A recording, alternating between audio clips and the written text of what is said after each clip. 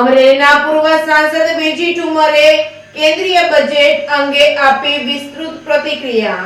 અમરેલી પૂર્વ સાંસદ બીરજીભાઈ ઠુમ્મરે કેન્દ્રીય બજેટ અંગે આપી વિસ્તૃત પ્રતિક્રિયા. ભારત સરકારનું છેલ્લું બજેટની દેશને વધારે નબળો પાડનારું અને ખેડૂતોને ડૂબનાર અને વધારે કર્જવાન બનાવનાર છે. યુવાનો અને મધ્યમ ગરીબ વર્ગને બરબાદ કરનારું બજેટ અંગે પ્રતિભાવ આપતા બીરજી ઠુમ્મરે પૂર્વ સાંસદે જણાવ્યું હતું કે સતત ઉચકતો ડોલર અને ઘટતો જીડીપી દર, બેફામ મોંઘવારી, શિક્ષિત બેરોજગાર યુવાનો અને ખેડૂતોની અવદશા કરનારું આ બજેટમાં ગુજરાતને નહિવત ફાળવણી, આંતરરાષ્ટ્રીય બજારમાં ક્રૂડના ઘટતા ભાવ છતાં રાહતની વાત નહીં, ખેડૂતોની આવક ડબલ કરવાની માત્ર વાતો, સૌથી વધુ ખેડૂતોને અન્યાય કરતું આ બજેટ અંગે વિસ્તૃત પ્રતિક્રિયા આપી હતી. Reporting by Natwarlal Bhatia, Damnagar. કેન્દ્ર સરકારનું આજે જે બજેટ રજૂ થયું છે એકદમ ચીલાચાલુ છે. કોઈ વર્ગને ફાયદો થતો ન, મધ્ય વર્ગ વધારે લૂંટાવાનો છે, ગરીબ વર્ગ તો બેબાકડો બન્યો છે. હજુ પણ ગેસના ભાવ વધારવાની શક્યતાઓ વધી રહી છે.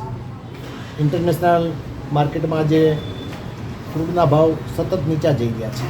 એનો લાભ હિન્દુસ્તાનની પ્રજાને આપવા માટેનો એક સામાન્ય પણ પ્રયાસ આ સરકારે કર્યો નથી. બજેટમાં ગુજરાતને તો સંપૂર્ણ અન્યાય કર્યો છે. ગુજરાતને કોંગ્રેસની સરકાર વખતે જે નાણાં ફળવાતા તેના 10મા ભાગના પણ પૈસા ગુજરાતને મળતા નથી. એટલે ગુજરાત ઉપર તો એક મોટી લપાટને બદલે લાઠી મારી છે.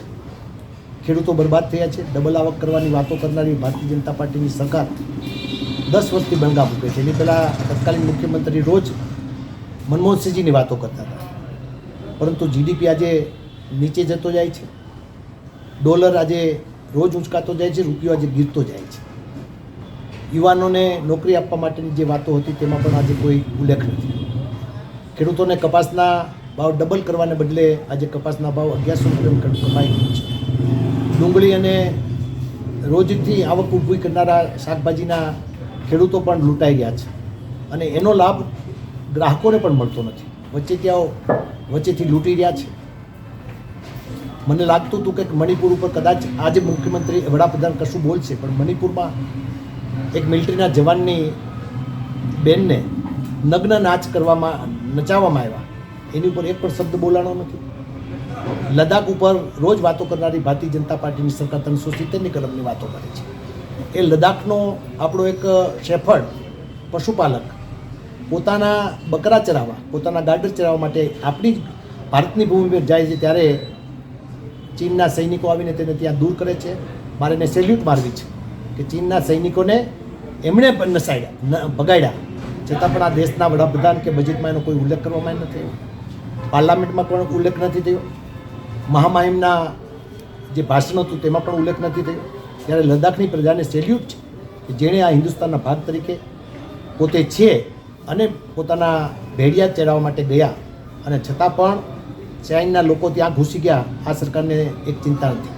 સુબ્રમણ્યમ સ્વામી ભારતીય જનતા પાર્ટીના રાજ્યસભાના સભ્ય છે. એમને પૂછવામાં આવ્યું કે આ દેશના વડાપ્રધાન અને ફાઇનાન્સરને એફ જાણે છે, ત્યારે એમણે જવાબ આપ્યો કે ફાઇનાન્સનો એફ તો નહીં, ABCDની પણ ખબર પડતી નથી.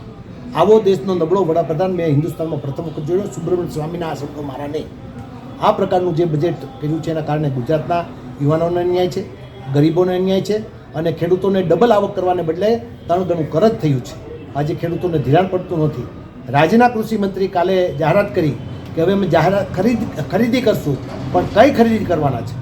હું રાજ્યના કૃષિ મંત્રીને પૂછવા માગું છું કે ખેડૂત કપાસ લઈને જાય તો એનું સ્ટેપલ માપવામાં આવે છે, ખેડૂત ડુંગળી લઈને જાય તો એની સાઇઝ માપવામાં આવે છે, ખેડૂત ચણા લઈને જાય તો એ ચણામાં કોઈ લીલો દાણો રહ્યો છે કે કેમ? લીલો દાણો રહ્યો છે કુદરતી છે. એવા ચણાને પણ રિજેક્ટ કરવાનું પાપ કરનારી ભારતીય જનતા પાર્ટી મને લાગે છે ખેડૂતોને બરબાદ કરે છે. ખેડૂત આ દેશનો એક મહત્વનો તાત છે. એ તાત આજે જગતનો તાતને બદલે ગરીબ તાત બની ગયો છે, અને એ જો કોઈ પાપ કર્યું હોય તો આ ભારતીય જનતા પાર્ટીની 10 વર્ષની સરકારે કર્યું છે.